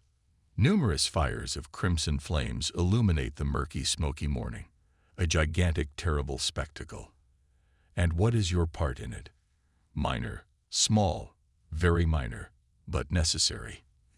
In the midst of the fury of the raging elements, the danger of death recedes, and the sense of fear disappears. In such an environment, it is so easy to die, so elementary, that one should not even think about it. 10 minutes before the end of the artillery preparation, the intensity of fire reaches its peak. All guns and mortars are firing at the front edge of the German positions at a high rate. Now, no wonder will no longer survive. At exactly 9.50, when the fire is transferred to the depths, the infantry and tanks rush forward. They meet almost no resistance. Here they disappear behind the folds of the terrain. Then the heads of infantrymen for a moment to surface and disappear. The first prisoners. There aren't many of them. What's wrong with you? I ask an 18-year-old German. He stands crying, eyes crazy. 14 hours. Taken Jaslo, broke through the second line of enemy defense. The Soviet troops in the direction of the main blow advance to a depth of 15 kilometers. The pace of advance is increasing. Rare small arms fire is heard from afar. When the Czechoslovak artillery regiments were leaving the Jaslo plains, winter twilight was falling on the hushed battlefield. The area around was once again deserted and seemed abandoned. It was as if nothing had ever happened here. Absolutely nothing.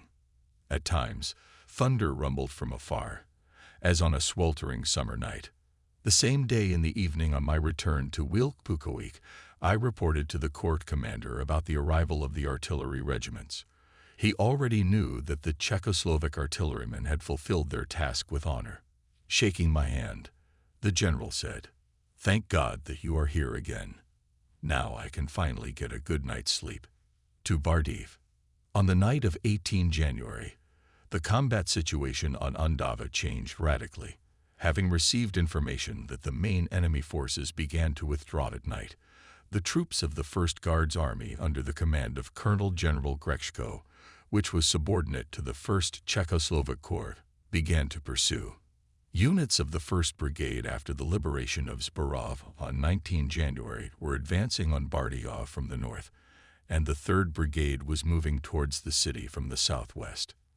After successfully forcing the Andava River in the early morning of 18 January, the soldiers of this brigade began to pursue the retreating enemy in the direction of Okrugel, Kurim, Bardiovsk and Novowez. They acted that day most successfully not only among the corps units, but also among the whole 1st Guards Army. Despite the extremely difficult conditions, 15-degree frost, mined roads, and settlements, the units of the brigade advanced further west than the others, and by noon on January 19 came to a distance of 7 kilometers from Bardiov. They could have seized the town the same day, but the brigade commander, General Klopalik, decided not to send further the exhausted troops, who had overcome 35 kilometers in adverse weather conditions, fighting continuously day and night in the frosty forests. After capturing the village of Bardajovska Novowez, the brigade's main battalion camped there for the night. For this village, which was defended by up to 200 enemy soldiers from the rearguard, supported by several guns and mortars, a short but hot battle broke out. It was a kind of duel between Czechoslovak 76mm anti-tank guns and German machine guns and guns mounted for direct fire. A battery of our 76mm guns dashingly jumped into the open field in front of the village and from a distance of about a kilometer opened a devastating fire on the enemy's guns and machine guns. Everything was decided by seconds and accuracy of fire. Before the enemy came to his senses, the targets were suppressed. Above the outermost buildings in the evening twilight rose fire sparks, in the light of which Captain Schachter's machine gunners penetrated into the village and took possession of it. Shpakshik and I drove up to Bardiv, just as the commander of the 3rd Brigade was leaving it. Above the town the glow of fires was blazing, and suddenly the Renaissance Town Hall, the Gothic Cathedral, and the old town buildings around the square appeared before me in all their glory. All this splendor so bewitched me that I saw nothing else. The inhabitants ran up to us. They said something, and I could not take my admiring gaze away from the stone masterpieces. And all this Hitlerites intended to destroy. The driver Spacek looked at things differently. A wine shop was burning on the square. My Spacek rushed inside the house and did not appear for so long that I did not believe in his return. At last he came out, all shrouded in smoke, carrying a vial of rum under his arm. Smiling sweetly, Spacek handed me his booty. His eyes were watering from the smoke, and his chest was shaking with coughing, but he was nevertheless happy and excited in his own way. I still have that vessel at home, and when I look at it, I involuntarily remember the marvelous monuments of antiquity that have survived in Bardiof. The columns of troops of the 11th Rifle Corps were marching westwards. Hotel Republic, town mills, and some trade enterprises, set on fire by Hitlerites at night, were burning down. People were getting out into the light from cellars. We had to increase the pace of the pursuit. A certain Mr. Platzel on the way gave me a piece of Kiels and a piece of fragrant bread. We moved on to Prešov and further west. During the pursuit of the enemy I was heading towards Prešov. I wanted to get timely and comprehensive information about the situation at the front. And this trip almost became fatal for me. We entered the village of Demjada near Roslavis, just at the moment when the enemy rearguard blew up the bridge over the river. The explosion tore off the roofs of the neighboring houses, scattering them in all directions. In order to get past the debris on the way, we decided to go to the right of the bridge along the river. Not far away we saw a group of locals. Judging by their behavior, they welcomed the appearance of the first Czechoslovak soldiers. Suddenly one of the inhabitants ran in our direction, shouting something and waving his arms vigorously. It did not look like an expression of joy. On the contrary, there was a look of fright on his face. As he ran closer, the words came to us. Mines, mines. You've hit a mine. We jumped out of the car and walked back along the snow trail. The man was right. With our right wheels we touched a hastily buried anti-tank mine, one of those with which the Germans had mined the objects near the bridge before retreating. It was enough for us to drive a few millimeters to the right, and there would have been nothing left of us. This incident had a funny sequel. We went into one of the nearby peasant houses. Suddenly a sapper ran into the hut. He advised to open the windows and doors, as the sappers were about to destroy the mines they had collected. The peasant flatly refused to let the cold into the house. Nonsense. He cut him off and waved his hand. His quarrel with his wife, who intended to open the windows, had not yet ended when a terrible explosion was heard, and all the glass from the windows and door partitions flew away. At the sight of this, the peasant woman seized a poker and began to run after her husband round the table, accompanying her blows with select words. We don't know the final outcome, for the peasant gave a hoot. This incident with the mines reminded me of another incident we had witnessed shortly before. That incident, however, had a tragic end. Somewhere near Bardijov, we were catching up with a peasant's cart pulled by a pair of horses in our willies. On it sat the driver and two Czechoslovak officers.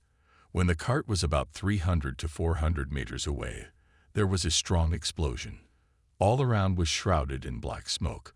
Gradually, the scene of the explosion became clearer. On the snowy plain with a diameter of 100 meters around, we saw only a few dark spots and wheel splinters, all that was left of the 3 men and 2 horses with the wagon. On the 20th of January, the 1st Czechoslovak Army Corps left the subordination of the 1st Guards Army of Colonel General Grechko and was included in the 18th Army of Lieutenant General Gestilovich, with which it operated until the end of the war. The 18th Army was advancing from Košice in the direction of Marjikany, Krompai, Spišské Nové Ves. Until the end of January, the Corps provided the right flank of the army. And although operationally it was an auxiliary direction here, every step forward cost us heavy losses during the fierce battles with the enemy. According to the directive of the 1st Guards Army, the redeployment of some units of the 1st Czechoslovak Army Corps to the area of Prešov began on 20 January at 18 o'clock. With the exception of some infantry units moved by motor transport, most units made a 40-kilometer night march in windy, freezing weather. After a short rest, a further night march of 30 kilometers began at 5 p.m. on 21 January. At dawn on 22 January, the Corps units replaced the Soviet Rifle Division west of Prešov and began to pursue the enemy in the direction of Spišské Podrady, Spišské Vlahy. By evening, our troops, who had covered 70 kilometers on foot over the last 2 days on difficult terrain and in unfavorable weather, were very exhausted. Having come into contact with the enemy, who had created defensive lines along the eastern slopes of the high mountain range Branisko, our units could not take possession of this snowy bastion without proper support. By that time, the artillery was far behind the infantry due to considerable difficulties in moving along broken country roads and icy asphalt roads. It was not until 23 January that the main artillery force took up firing positions in the Branisko area. But the attack launched at noon on that day was soon abandoned because of sensitive infantry casualties. The failure was mainly due to the fact that the soldiers were badly fatigued, and the attack from the front was not combined with a flanking maneuver. But the main reason is that the artillery did not have time to prepare fire. ******. This battle left me with heavy memories. On a clear, frosty afternoon, the infantry turned in a chain near the village of Shirokoj, on both sides of the road Presov Levoka, and on a snowy, bare field, launched a frontal attack on the mighty Branisko Ridge. The Germans had few forces, but they had enough automatic weapons with which they successfully blocked all approaches to the mountain range. Their artillery was not silent either. From NPs located on the dominant heights, the enemy was correcting the accurate fire on our infantry. He could clearly see how towards the forests and steeps, as if on a training ground, moved small figures of infantrymen. Here they lay down, rose and fell again on the open white plain.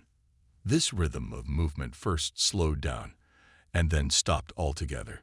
The white field was thickly covered with black dots. Enemy fire pinned the infantry to the ground. We and General Svoboda watched the battle from the flank and made every effort to give the infantry effective support and quickly suppress enemy targets. The artillerymen opened a rapid barrage of fire, such as our guns were able to sustain. However, our artillery shaft could not cover the infantrymen. The thunder of the cannonade seemed to have no effect on the enemy. All battalions, soon after the start of the attack, were stopped by concentrated artillery, mortar and machine gun fire at the boundary of 300 meters from the edge of the forest. Only the artillerymen on the NP know how hard it is to see one's own failure when one has to watch in impotent rage at one's own ineffective fire. To suppress the enemy, one must know his position. The only way to identify targets is through reconnaissance. All this requires a lot of time, and time that will definitely pay off later. In the battle for Branisko, the artillerymen had no time to prepare for firing. The main thing was to move forward quickly. I still can't get the attack on Branisko on 23 January 1945 out of my head. The Germans abandoned these strong positions only after the 1st Brigade bypassed their northern flank, and the 3rd Brigade, with a bold covering maneuver and quick decisive actions, again launched an army-wide operation to pursue the enemy. This was also facilitated by the success of the Soviet troops, who, advancing along the Hornet River Valley, liberated Krompati and moved further west. All this forced the Germans to retreat from their positions on the Branisko. Units of the 1st Czechoslovak Army Corps, together with the Soviet troops, began to pursue the retreating enemy in the direction of Spišské Podhradí. Units of the 3rd Brigade occupied this settlement by evening, and despite fatigue, together with other corps units, continued to move towards the town of Levocha. On the only road from Spišské Podhradí, a huge avalanche of men, military equipment, and transport of units of the 1st Guards Army, 18th Army, and 1st Czechoslovak Army Corps moved slowly with frequent stops. Attempts of commanders to somehow dismember this crowded, poorly maneuverable mass and accelerate the advance of the column ended in vain. Only because of the lack of enemy aviation, everything turned out safely. To Levocha and Kežmarok. The commander of the 1st Czechoslovak Army Corps wanted to be the first to enter the ancient town of Levocha. Units of the 3rd Brigade were ordered to advance on the town, while units of the 1st Brigade were to bypass Levocha from the north and northwest. The 24th Soviet Rifle Division was to advance on the town from the south. However, even on 26 January, the planned plan could not be executed due to stubborn resistance of the enemy. The next day, it was not necessary to resume the offensive because the scouts of the 3rd Brigade reported about the retreat of the enemy from the Levochi area. In the afternoon, the 5th Battalion was the first of the Czechoslovak units to enter the town. At the city fortress wall stood General Svoboda. The exhausted soldiers tried their best to pass properly in front of their commander. The general looked at them for a long time, and then silently entered the city through the gate. His face was sad. ******. There was Levocha. It seemed to me that in this harsh world I was no longer capable of admiring the charms of antiquity. I thought so, but it was not true. When I saw the Renaissance town hall in the center of the square, with its early Gothic tower from the last third of the 15th century, and the amazing arcades on the portico, I was indescribably delighted. Not ceasing to marvel at Levochi's stone architecture, I walked around the town hall and stopped in front of the south gable, decorated with allegorical images of the 5 virtues. Which one shall I choose for myself? I thought. Apparently the 3rd. It read, to be patient, unfailingly courageous, confident in one's abilities, and magnanimous in thought. Yes, that's certainly a great virtue for a soldier. And the 5th virtue should not have been discarded. Patience is the strength to endure pain and fatigue. This virtue seemed to me to be more significant than all the others, but on looking further I read, soberly and carefully test every endeavor. This is the truth. I decided and was about to leave, but involuntarily I read the 4th inscription. Justice is the virtue that rewards everyone with what belongs to him. Now everything became clear to me to the end, and I favored this virtue. With the consent of the Corps commander, I followed on with the 1st Brigade. After the liberation of Levochi by the units of the 3rd Brigade, the attack of the 1st Brigade scheduled for the morning of January 27 was cancelled, as it had lost its meaning. Tired soldiers of this brigade moved to Kejmarok. Units of the 3rd Brigade headed from Luwaxa towards the High Tatras to clear them of the enemy. Around midnight, units of the 1st Brigade entered the deserted town of Kejmarok, traveling 20 kilometers along a mountainous snow-covered road. For the infantrymen, the journey was extremely difficult, as they had to continuously repel attacks by enemy rearguards. Advancing through the desolate Spiš region, from which the locals, the Germans, had fled to the west, was like walking through a dead desert. And in this empty town, in the middle of the night, the bells rang triumphantly, heralding the arrival of the liberators. Kejmarok, the citadel of the German population in the Spiš region, epitomized this nation.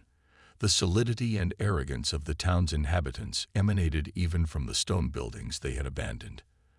As these people lived and felt, so they built.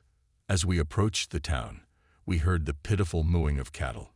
Each animal mooed in its own way, complaining of hunger and thirst. The 4-legged martyrs rattled their chains and looked out fearfully for people. In the once rich town there was not a single living soul, except for a few Slovaks. Panic gripped the Germans as the front approached. They had delayed too long, giddily hoping for a final victory. In the houses everything was left in its place. Unwashed dishes and undrinkable tea spoke of the haste in which the evacuation of the city had taken place. The clocks were ticking, though there was no one to tell the time. The time of their masters was over. There was a peculiar dead silence, a kind of vacuum of life that made me feel eerie. I was assigned a house where I could be accommodated. When I arrived there some time later, I found a guest there. A short man was sitting cross-legged on a large chair, smoking a pipe with a long pipe that reached to the table. Smoke seemed to come out of him from everywhere. The guest interested me. He was an elderly man with a cheekbone, yellow parchment-like face. I was particularly attracted to his eyes, slanted with a searching, unblinking stare. At that moment they were so preoccupied with something else that they didn't notice me. "Where are you from?"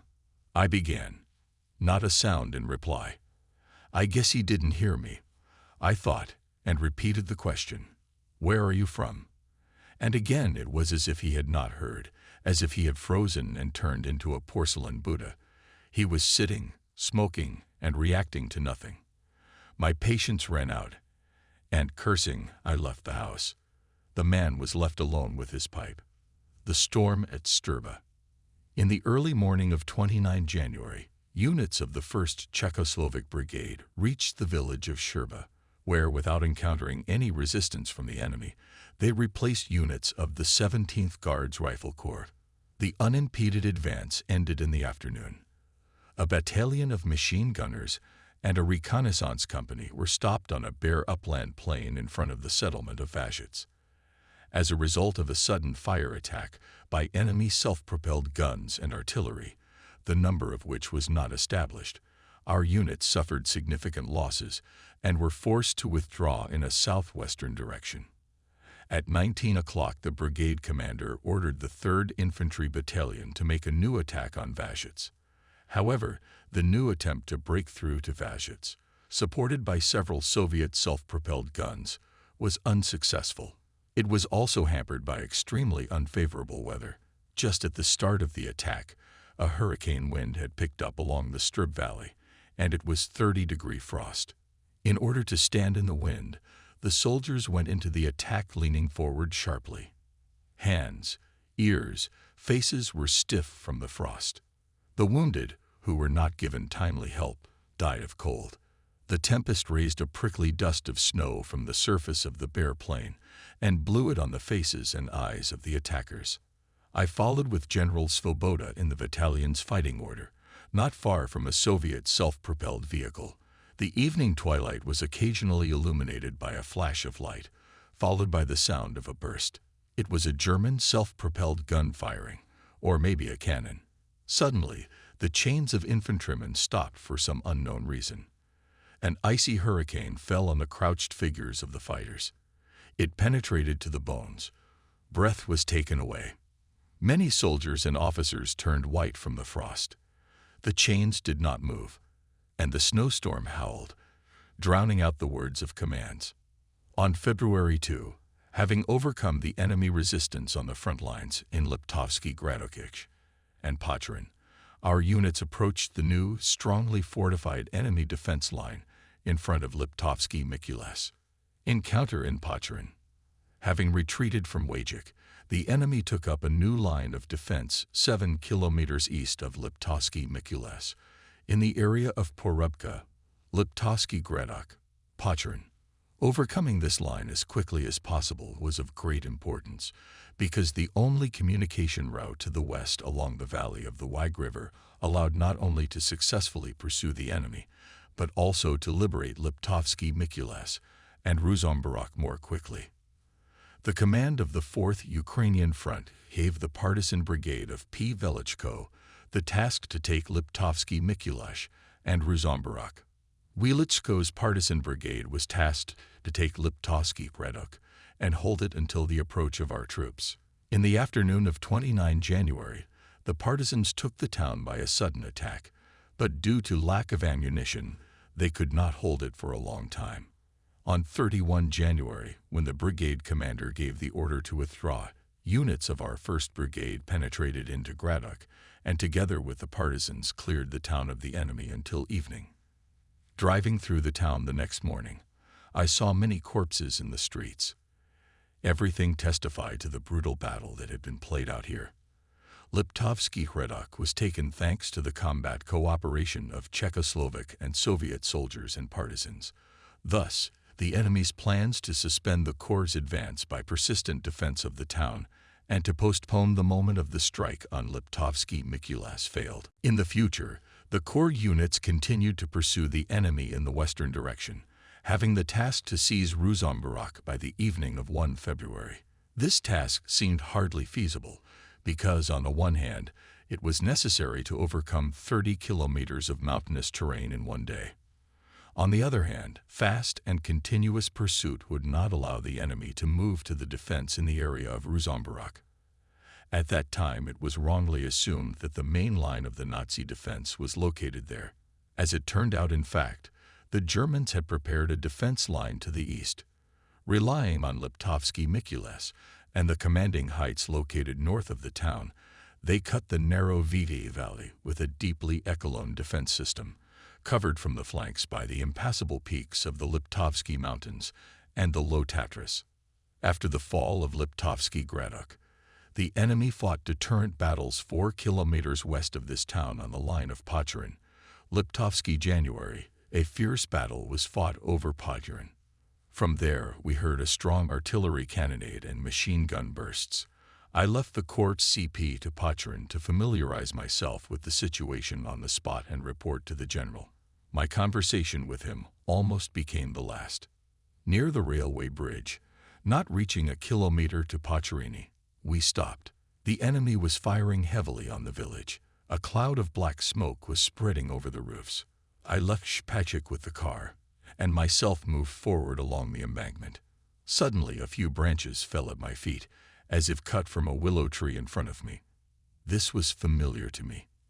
Immediately I heard the dry sound of a shot. There was no escape but to move, so I ducked down, and wagging as I ran, took cover in the nearest notch of the railway embankment. For a moment I was safe. Looking around a little, I realized that I was in a trap. The enemy sniper was sitting somewhere on the hill above the quarry, where the railway turned aside, and from there he controlled both exits from the excavation. A snow-covered field stretched between the embankment and the village, with cornstalks sticking up. The silence was exploded by a new fire raid on the village. By the sound of the shots, I determined that enemy tanks were involved in the shelling. Apparently, Pochurin was having a hard time, and I could not move from my seat. Only endurance can save.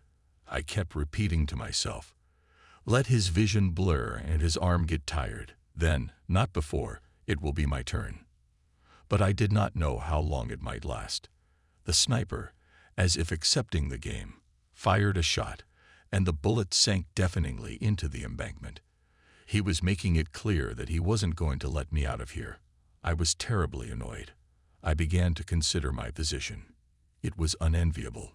The general was waiting for a report. My artillerymen were waiting for their commander, and I was mad with anger, thinking how to get out of this story. The case seemed hopeless. Until it got dark, I was never going to get out of here. But that would be too late for me and the general. Time dragged on terribly slowly. My thoughts were confused. My mind was a mess. A white fountain rose on the frozen snow of the embankment in front of the excavation. The sniper was not slumbering. It became clear to me that he would not be fooled. In general, today everything turned out to be surprisingly difficult and unsuccessful. Already in the morning there was no doubt that the enemy succeeded in his plan to hold back our offensive. He maneuvered perfectly, acted quickly, assessed the situation well, and with his fire raids repeatedly struck us in the most sensitive places. I was driven to despair by my own helplessness at the sight of such proactive actions of the enemy. At last I could not stand it. I'll run. I'll loop the Dan like a hare. Maybe the German will miss. But when I looked at the bare, snowy plain and imagined what would become of me if a sniper wounded me in the leg and pinned me to the ground by fire, my resolve shook. To overcome my fear, I thought of those who had fought in Pochurin. It had not been easy for them either. At the same time, I was sure that the commanders I needed were probably in the village. In my mind, they all appeared before me. The energetic, taciturn chief of artillery of the 1st Brigade, Otto Ritters, his chief of staff, the always smiling Hendrich, the commander of the 1st Artillery Regiment, the correct Joseph Rada, the commander of the anti-tank fighter regiment of the 1st Brigade, the desperately brave Shiner. All my friends are certainly there, I thought excitedly. At last I resolved to act. It seemed to me that a faintly visible fold of terrain stretched across the field from the embankment to the village. But will it shelter me from a bullet if I crawl? Won't a bullet hit me in the back? I peered cautiously out of hiding and instantly calculated the angle of fire from the likely lair of the wily sniper. And though a way out had been found, it didn't make me feel any better. I suddenly lost the will to get out. A new burst of gunfire helped. Sprawled on the ground, covered in snow, forgetting about the danger that awaited me every minute, I gathered my courage and crawled out of the shelter. The heavy coat made it hard to move, but its white color camouflaged me well on the ground. I crawled like a turtle and could not see anything, nor did I want to. So, centimeter by centimeter, I moved forward across the endless field. There were huge snow drifts in Patron. Roofs, vegetable gardens, hedges. Everything was leveled and sunk in the snowmass. In a few great leaps I crossed the shelled square, and in the full sense of the word found myself in the arms of my comrades.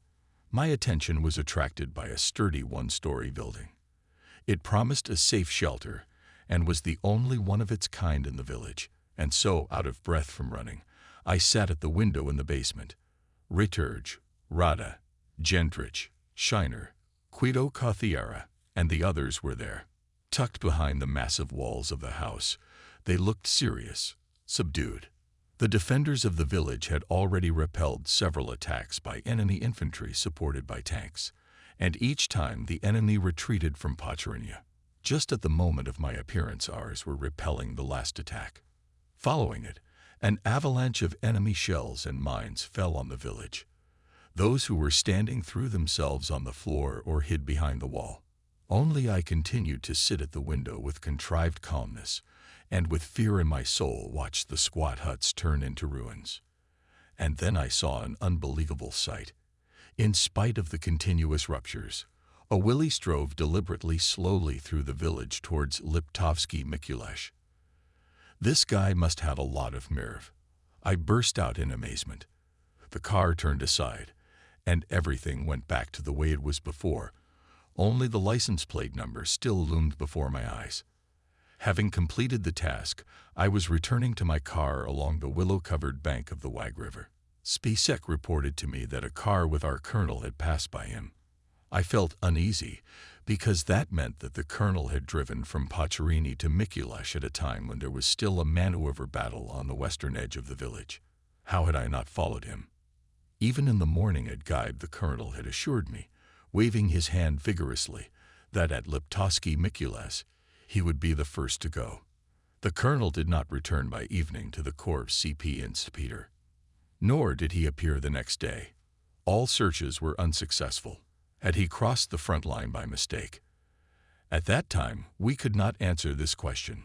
So on 2 February 1945, I became Chief of Artillery of the 1st Czechoslovak Army Corps, and de jure, as I had been performing this function de facto, being the Czechoslovak Deputy Soviet Chief of Artillery of the Corps, since the moment of my arrival at the front.